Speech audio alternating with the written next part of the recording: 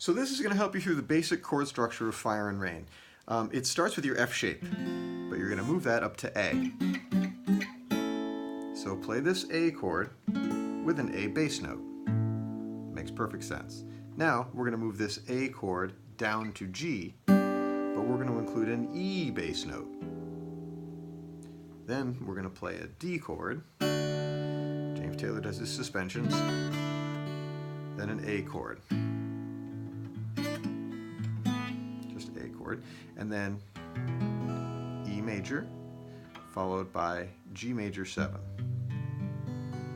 And G major 7 is just like your G chord, but this note gets moved down to here, and you have to readjust your finger.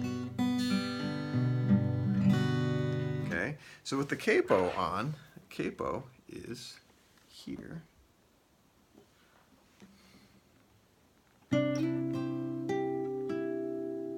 So it's a C chord, same shape, and then we're going to move down a whole step, but you're going to play that low E string, which is now actually sounding a G, over this chord, and then we're going to go to our D chord.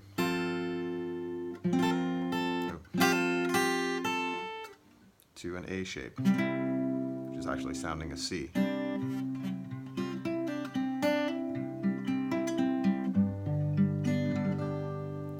E shape, and then the G major 7 shape. So, to summarize,